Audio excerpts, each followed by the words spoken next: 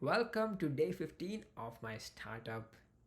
So today I got a haircut after 4.5 months.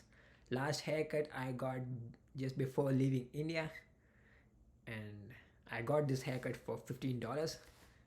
I do not really like it, but you get what you pay for. So I have been living very frugally ever since I came to Canada and also before.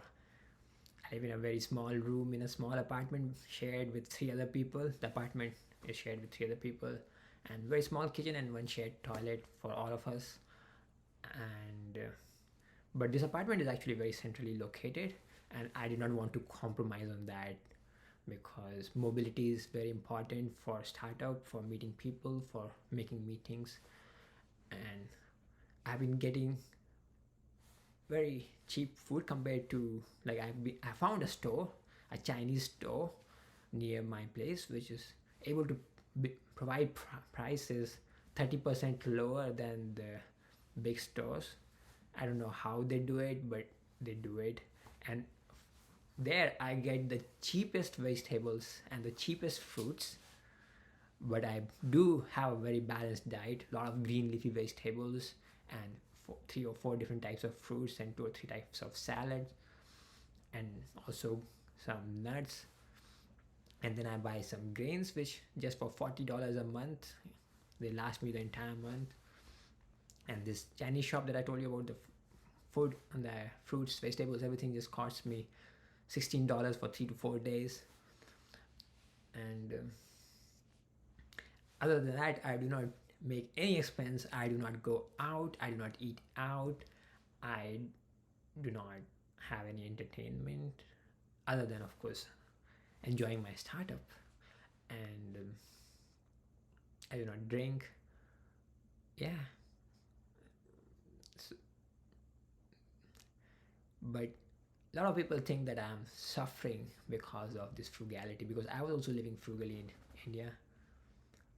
But I don't feel like I'm suffering. I Most of the things that I enjoy doing do not require money.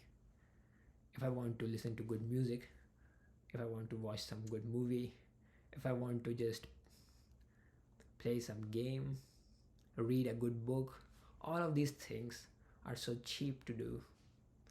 And these are the things that I enjoy doing. And for now, like all I really want to do is put my everything into this startup. And yes, startup isn't cheap. I have to spend money to go to the networking events and to pay for coffee and lunch if I have to meet someone sometimes. And sometimes if I have to go to suburbs, then I have to pay for the trains. But that's a, I think, important expense. But I'm trying to raise up some very small amount of fund to begin with to at least cover those expenses. Yeah, once in a while I am out with my friends, or not really friends but new people, and I go there usually to make friends and network a little bit.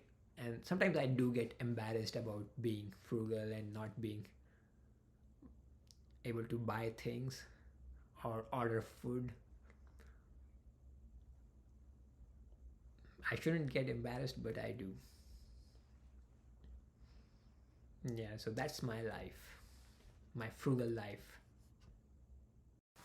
Oh, by the way, I also wanted to add a little bit of context for my Indian audience. A lot of my viewers are from India. So, the trains and the coffee or food outside the home is not actually that expensive in India, but here it is very expensive, and those bills can shoot up very quickly. So, a train ride to a suburb, just a 1 hour ride, can cost like $15 to $20 one way, and then coming back, like entire trip can cost $30 or $40.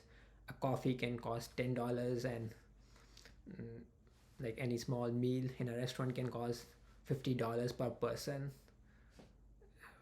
So yeah, some of these things are very cheap in India, but here it's very expensive, and I have to keep a tab on those, otherwise it can, I don't know, get out of control. I never tried, but I have that fear that can get out of control.